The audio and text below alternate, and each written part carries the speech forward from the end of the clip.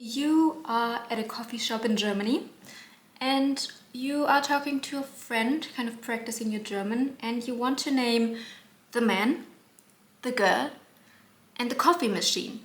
And what you realize is that you don't really know the articles. You might confuse them, you're unsure, and you will realize that in German the articles keep coming and they play an important role. So if you don't even know what they are in their normal condition, then you won't know how to use them when using the four cases. So what I'm aiming to do in this video is make it easy and somewhat less frustrating to deal with der, die oder das. So I'm your host Anna and welcome to this episode on the articles in the German language on Bis German.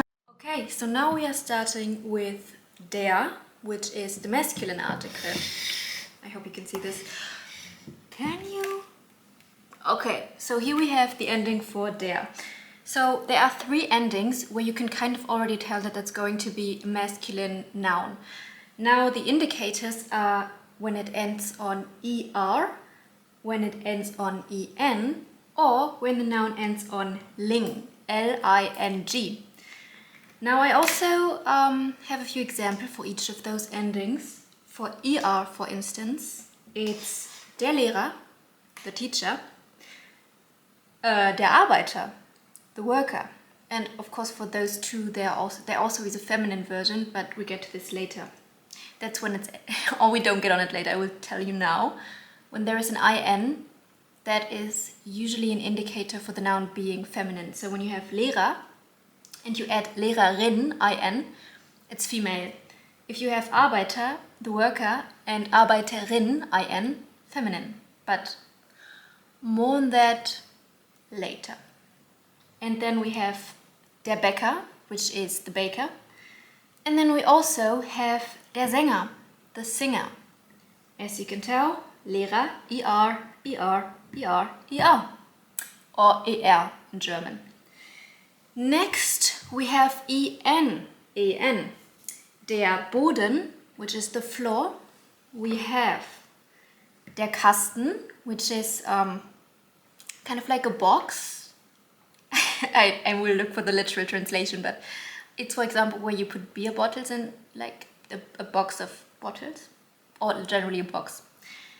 You have der Schaden, which is the damage, and der Kuchen.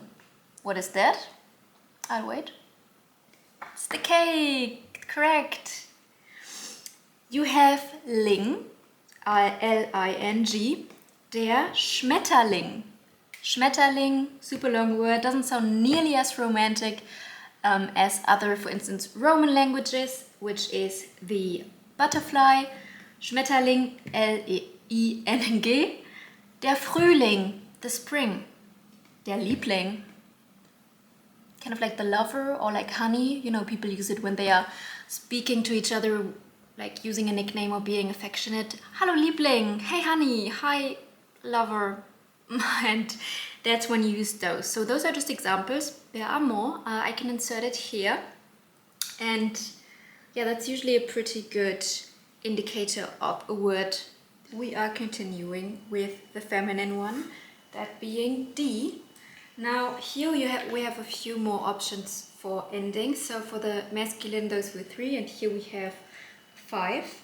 One being the ending on e, one on height, the other one on kite.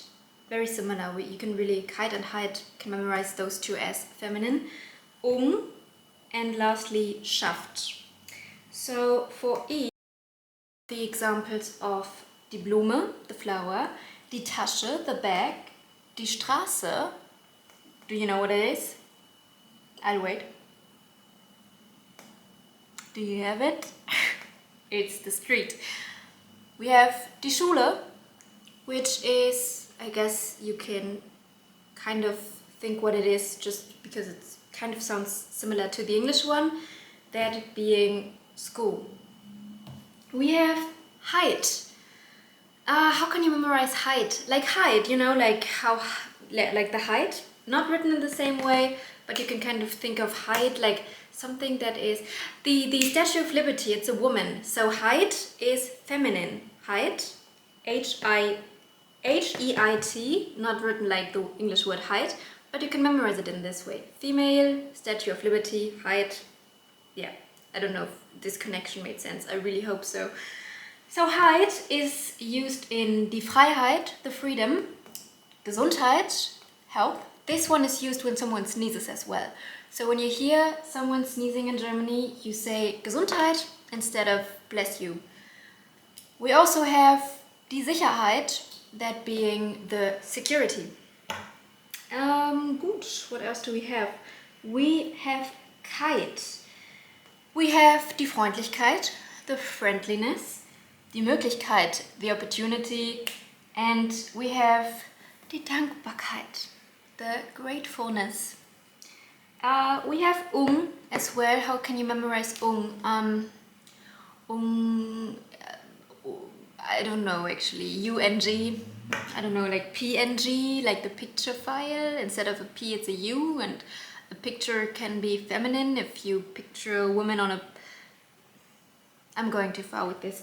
So you have and you have die Erfahrung, that being the experience. Ich habe keine Erfahrung mit... Ich weiß es nicht. I don't know what... I actually don't know where I was going with this. Ich habe keine Erfahrung im Arbeiten mit Computerprogrammen. That was so complicated. Like I'm not experienced working with computer programs. That was too much though. So we also have die Bildung, that being the education. So you can say die Bildung. I can't think of a single thing. What's wrong with me?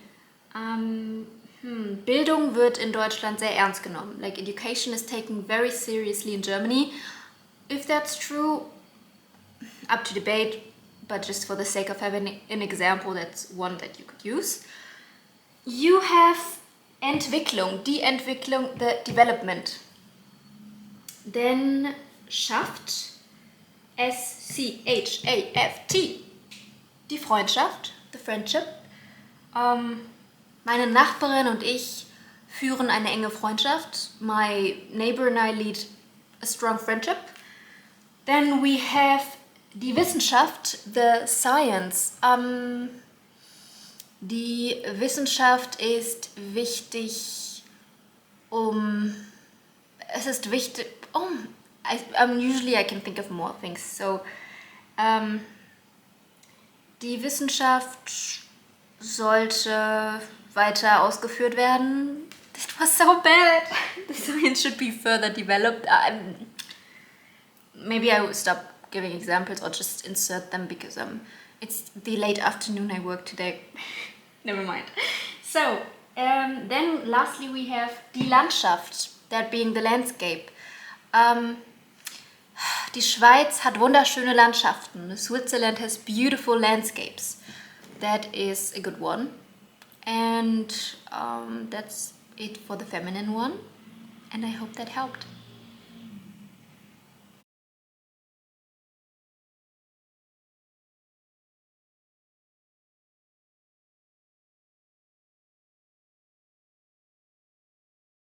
And now we are getting to the third one, being das, which is used for the neuter, or like neutral as I like to call it, neither feminine nor masculine. And here we have 4 endings of the nouns that indicate that it's neuter.